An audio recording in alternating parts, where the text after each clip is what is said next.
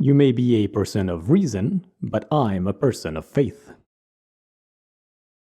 Let's examine this statement. What is this faith which seems to compete with reason? As an initial description, we all understand faith to be something that drives our beliefs similar to reason. But how are the two related? If faith is a substitute for reason, does this imply that faith is devoid of reason? But this would mean that faith is blind, as there would be literally no reason to believe in A versus B, no reason to believe in God versus no God, which would be absurd. Does God want us to play dice? Worse yet, could faith run in opposition to reason? But both faith and reason drive our beliefs about what is true, and truth does not contradict truth, so that won't do either. Let's approach the question using Venn diagrams. The two sets of faith and reason can be compared since they both contain the same type of objects, namely beliefs about what is true. Let's look at their possible relationships.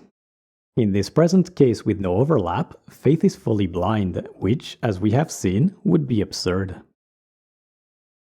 A partial overlap does not resolve this issue since there remains an area of blind faith.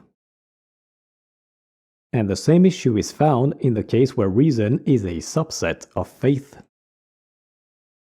How about a complete overlap where both faith and reason are needed for all our beliefs? But we know this is incorrect because there are at least two sciences that obtain truth by reason alone, namely logic and mathematics. This leaves only one possibility: that faith is a subset of reason. But why would reason need faith? To answer this question, let's take a step back, way back to first principles. As per the laws of logic, either A is B or A is not B. Being mutually exclusive, this binary choice can be represented by radio buttons as so. And this binary choice also applies to our beliefs.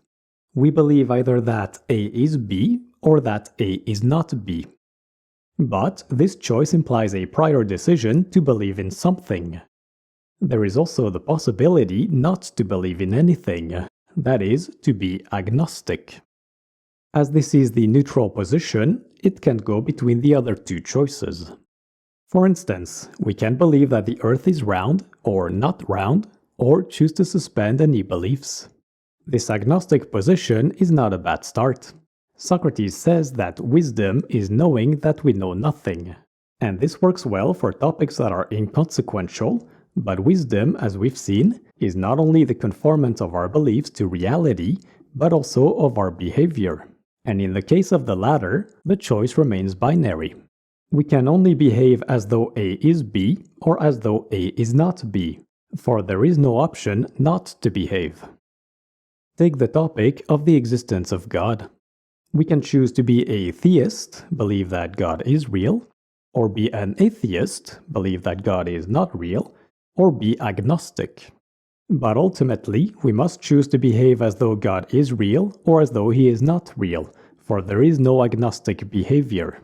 And choosing not to believe will typically default in an atheistic behavior because it is the simplest one.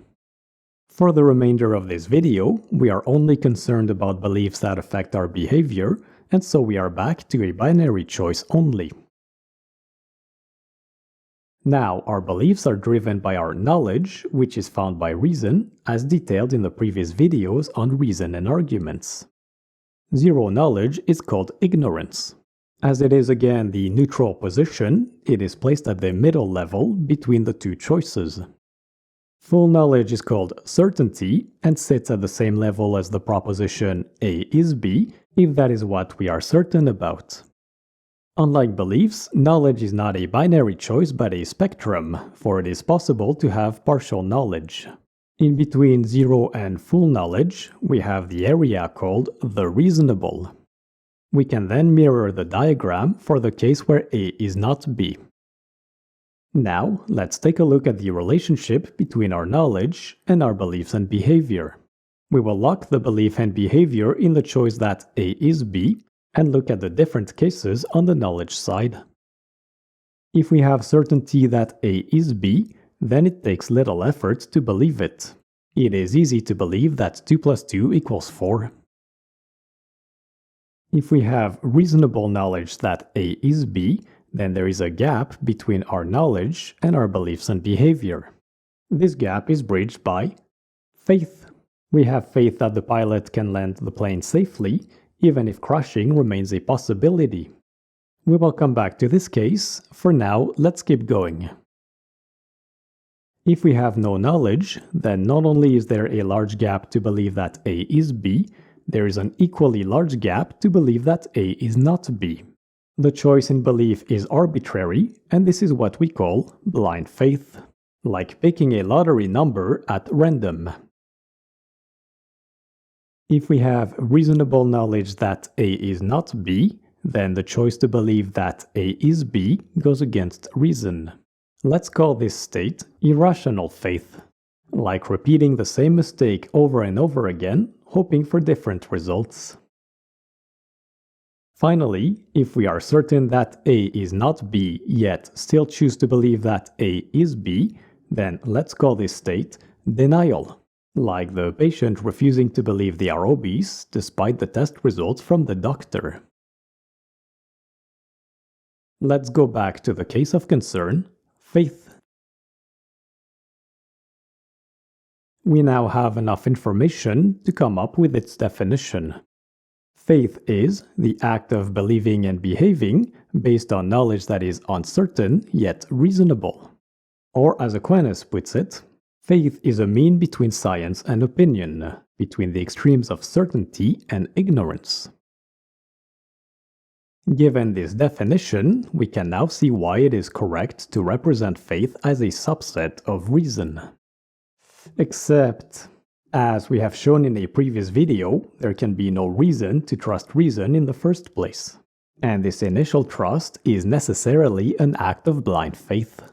So, the outermost set must be blind faith. Fortunately, since no object should stand outside of reason without necessity, this set contains only one direct object, the set of reason, which itself contains the set of regular faith. Any object within blind faith but outside of reason would be superfluous. So the journey to any belief and behavior goes like this. We start with a necessary one-time leap of blind faith into reason. From there, if certainty is reached, then nothing else is needed. Otherwise, if only reasonableness is reached, then our attainment to belief and behavior is completed by faith. In the next video, we will continue our discussion on faith and reason by looking at practical examples. See you then, thanks for watching.